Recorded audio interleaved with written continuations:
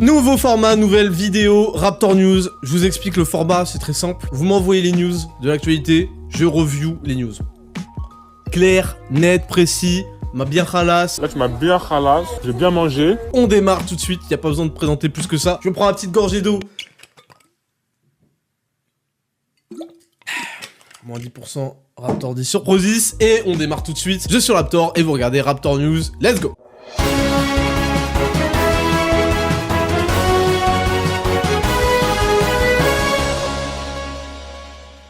News numéro 1, alors, c'est la mobilisation mondiale des jeunes pour le climat. Dans plus de 100 pays, des milliers de lycéens et étudiants ont séché les cours contre le réchauffement climatique, du jamais vu, du never seen. Merci le Figaro, toujours un journal exceptionnel. Alors c'est quoi l'histoire? Le 15 mars dernier, c'était vendredi, c'était la première marche pour le climat en France, mais partout dans le monde en fait, du Japon au Canada. Les jeunes, les élèves et les étudiants de tous bords, les RSAïs, chômeurs, ce que vous voulez, se sont mobilisés pour revendiquer en fait leur prise de conscience du problème et de l'enjeu climatique. Alors les mauvaises langues diront qu'ils ont choisi vendredi parce que ça fait des grands week-ends, bon, ne les écoutez pas, c'est faux, tout à fait faux. Mais je pense que tu pensais pas que j'allais dire ces choses-là. Moi je trouve que c'est bien parce que c'est la jeune génération qui elle aussi va être amenée à créer et à réfléchir sur cette problématique et sur ces nouvelles technologies qui permettront de consommer plus propre. Et c'est bien, mais il faut faire plus. Faire plus. Et justement, pour vous aider à faire plus, parce que je sais que vous êtes vraiment soucieux de l'environnement, il y a Novetic. Novetic, c'est quoi? C'est d'après leur propre terme un accélérateur de transformation responsable. Voilà. Donc bon, ça veut rien dire, c'est certifié et breveté par le service sûrement d'Anne Hidalgo. Et clairement, en fait, ils ont fait des propositions, parce que tout le monde le sait, l'écologie, c'est comme une pastèque, c'est-à-dire que c'est vert à l'extérieur et rouge à l'intérieur, et eux ils ont fait une proposition vraiment pour montrer l'exemple, parce que bon, la France représente 1% des productions de CO2 mondiales. C'est pas parce que ça fait 1% qu'il faut arrêter là, hein. Il faut montrer l'exemple. La France a quand même pour vocation de montrer l'exemple, c'est vraiment le phare du monde. Alors ça c'est nickel. Et donc si on représente 1% et qu'il faut quand même qu'on montre l'exemple, moi je pense que tous les étudiants là qui ont manifesté, ils devraient montrer l'exemple. Donc Novetic est là pour que vous montriez l'exemple. On va vous citer 2-3 mesures, donc ça c'est pour que l'objectif soit de pas atteindre une augmentation de 1,5 degré d'ici 2030. Alors ça va vous plaire. Alors il faut instaurer un couvre-feu thermique. Vous pouvez le faire dès maintenant. Vous pouvez le faire dès maintenant. Et vous devez le faire dès maintenant parce qu'il faut montrer l'exemple. Moi je suis d'accord avec vous. Couvre-feu thermique entre 22h et 6h du matin, avec une température moyenne de 17 degrés dans le logement. On a l'interdiction de tout vol hors Europe non justifié, voilà. Et une petite dernière qui, je pense que celle-là, elle va vous faire plaisir. Le flux vidéo consommé doit être divisé par 3 d'ici 2030. Bon, vous avez le temps si vous voulez, mais c'est maintenant. On va pas attendre 2030 qu'on ait empiré la situation, c'est maintenant qu'il faut agir. Le flux vidéo, donc vous coupez la vidéo. Netflix, c'est cuit. Les stories Instagram, bon c'est niette, hein, parce que c'est des flux vidéo consommés, hein. Voilà, moi je pense que tous ceux qui en fait ne vont pas suivre ce protocole immédiatement sont des hypocrites, hein, tout simplement. Donc je trouve ça nickel. Et en fait, ce qui fait vraiment la particularité des manifestations, c'est ce qui fait en fait qu'on va les retenir aussi, c'est le jeu, voilà, des slogans, des jeux de mots, des pancartes, etc. Donc il y en avait des pas mal pour cette fois-ci. Il y avait par exemple Error 404, planète B not found, voilà, pour dire qu'on n'a pas de planète de change, même si Elon Musk a pour projet de coloniser la Mars, c'est pas encore ouf de certitude, quoi. On a 2 étoiles, pas de planète, voilà, des petits jeux de mots sympas. Et puis d'un coup, en fait, on a eu des bouffe mon clito, pas le climat, et aussi des enculés moi plutôt que le climat. Bon, alors qu'est-ce que c'est en fait? Qu'est-ce qui s'est passé globalement? Pas dans la rue, pas le climat, on voit qu'il y a une sorte de convergence des luttes, hein, quelque part. En fait, vous le saviez pas, mais vous le savez maintenant. Vous pouvez d'ores et déjà être féministe en répétant comme vous voulez un petit peu. C'est des mots fourre-tout, vagin, vulve, clitoris. Donc en fait, ça contribue à lever un tabou que le patriarcat a mis juste sur le sexe féminin. Tu pensais que ce serait tabou, mais non, c'est pas tabou, Alors bon, on va arrêter tout de suite les conneries, en fait, ça s'appelle de la vulgarité. C'est de la vulgarité, quand un homme ou une femme parle de son cul, en fait, en public, c'est de la vulgarité, rien de plus. Si l'objectif, c'est de se gratter les couilles, de rôter et de péter, bon, en fait, on peut faire sans, parce que on a développé des valeurs qui s'appellent la pudeur, être quelqu'un de respectable, et en fait, je me suis renseigné, et ça vient d'un concept qui s'appelle l'écoféminisme. Bon, alors en fait, je sais pas trop ce que c'est ces féministes qui se sont inventé un délire comme quoi elles étaient plus ou moins les dernières gardiennes de la nature, bon. Bref, c'est de la merde, le seul truc que vous me donnez envie de faire, c'est de faire des donations à Total, personne ne bouffera le climat aujourd'hui, ni autre chose, et le seul truc que tire à manger, c'est tes grands morts, ça dégage. Ouais, dégage. D'accord. Prochaine review. Alors, on repart sur un truc un peu basique. Thibaut InShape choque les internautes avec sa dernière vidéo sur le métier de thanatopracteur. Alors bon, pour ceux qui connaissent pas Thibaut InShape, bon, alors c'était un youtubeur muscu à la base, puis il y a eu cette vidéo. Et bon, le seul contenu qui se rattache à la muscu aujourd'hui sur sa chaîne, c'est les boîtes de vide non hygiéniques qu'il y a en arrière-plan. Sa chaîne, c'est un petit peu devenu comme un stage de 3ème. C'est fait pour les enfants, tu vois des nouveaux métiers, mais au final, t'apprends rien. Donc, il nous a fait découvrir pas mal de métiers. Donc, bon, il y avait des trucs assez stylés. Pompier, militaire, infirmier. Et puis, on arrive sur donc sa dernière vidéo, qui était un petit peu choc, c'est un métier avec les morts.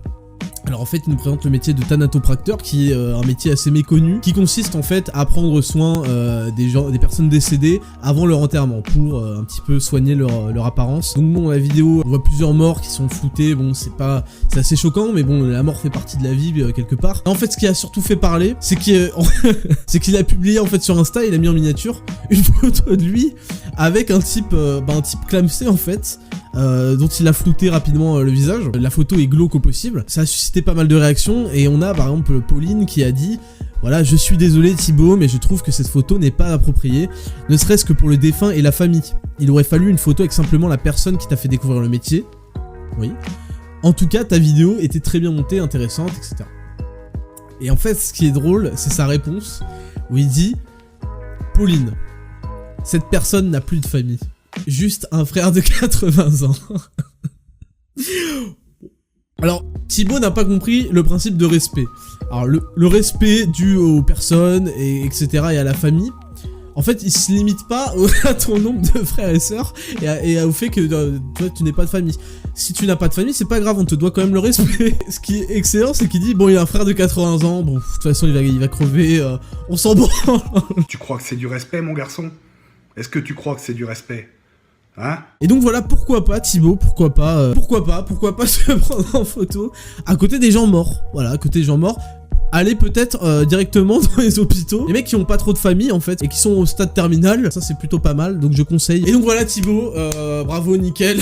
C'est vrai que en ce moment entre lui et Juju Fitcats, bon, c'est plus trop qui va nous produire le plus grand malaise de l'histoire, mais il y a beaucoup de compétitions, notamment des featuring parfois, avec, on se souvient de la funeste vidéo de la Saint-Valentin. Review suivant. Un bar à céréales a ouvert à Roubaix. Voilà. Voilà, si vous voulez l'info, prenez, nickel, let's go.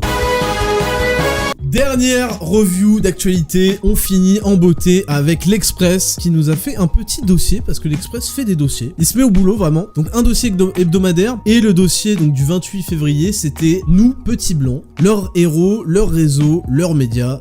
Voilà, c'est écrit par Paul Conge et Emily Tonne, et voilà, il parle un petit peu finalement de ces petits blancs qui nous emmerdent, hein, qui nous emmerdent, hein, il faut le dire, ils nous emmerdent. Et donc il y avait notamment cet article, donc écrit par cette fois-ci Emily Tonne. Enfin, article, je suis assez cool parce que si vous voulez, l'Express n'a jamais aussi bien porté son nom. Le truc fait moins de caractères qu'un tweet. Globalement, vu la post-vérification des infos données, bon, on est sur vraiment un truc express, hein. Même mon Réminute cuit moins vite qu'on écrit cette merde. Ce qui est quand même assez affolant parce qu'on se dit que Emily Tonne, on lui a donné un quart de page d'un hebdomadaire.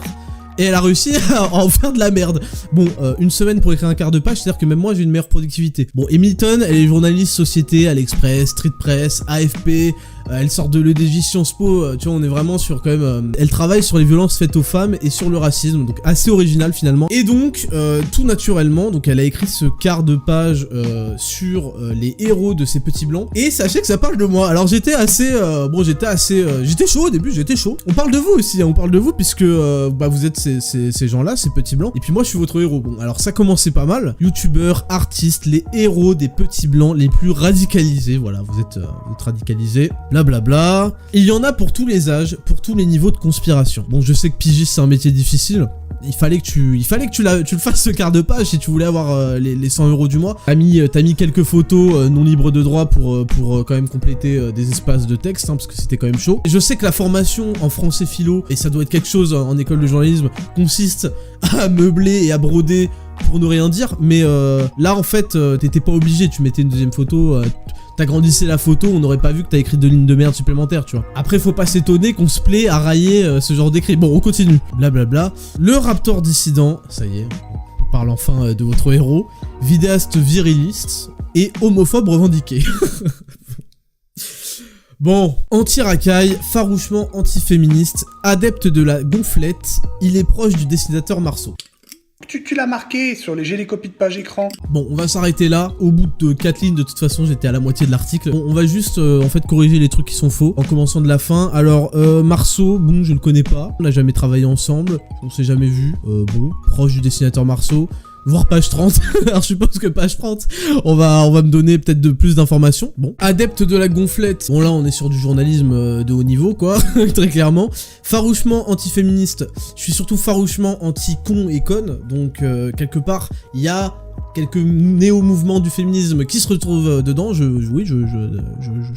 On peut trouver une vérité là-dedans. Anti-racaille, bon. Oui, bon, je suis désolé. Je suppose que Emiliton aime les racailles. Et on va revenir sur le pire, en fait, dans tout ça, c'est homophobe revendiqué. Maintenant, la charge de la preuve n'est plus à l'accusation, mais à la défense. Donc, désolé de vous décevoir, mais non, je suis pas homophobe. Désolé un peu d'aller à l'encontre de votre mentalité qui consiste à ne pas parler d'un transsexuel, d'un homosexuel, d'un noir, d'un jaune, de ce que vous voulez, d'un charpé, quand c'est de façon négative, uniquement parce que vous l'avez analysé directement selon son appartenance sexuelle, son appartenance raciale ou sa vie sexuelle même. Désolé de ne pas avoir une telle logique et de ne m'interdire de parler d'aucun sujet. Voilà, je suis vraiment désolé. Et c'est cette logique même en fait qui fait que vous ne parlez plus de rien mais que des petits blancs. Donc continuez comme ça. Nickel, on encourage. PewDiePie est un nazi antisémite, je suis un homophobe revendiqué. Et on attend impatiemment la suite. La suite, putain, c'est qu'une fois par semaine. Ça devrait être une fois par jour, là. Moi, je tweet une fois par jour, ça devrait être plusieurs fois par jour, là. Là, y a moyen. Vous avez quoi 3 lignes de texte? Vous inventez la moitié. Un peu plus de productivité, l'Express, là, putain. Mais bref, c'est la fin de ce Raptor News, la meilleure revue d'actualité de 2019, incroyable. Pour le prochain épisode, n'hésitez pas à m'envoyer toutes les news sur Instagram, sur Twitter. Vous m'envoyez les news que vous voulez que je traite et je les reviewerai, évidemment, meilleur review, un niveau incrédible. Si vous voulez vous aussi devenir adepte de la gonflette, Raptor Coaching Pro est là pour vous. Meilleur avant-après, meilleur coaching, rapport qualité-prix, qualité allemande. Vous envoyez un mail, Raptor Coaching Pro @gmail, nom, âge, objectif. On s'occupe de vous. Un adepte de la gonflette est obligé d'avoir 10% sur Prozis, code Raptor10 et des cadeaux. D'ici là, suivez-moi sur Instagram, sur Twitter et abonnez-vous à la chaîne. Abonnez-vous à PewDiePie. C'était le Raptor. À la prochaine.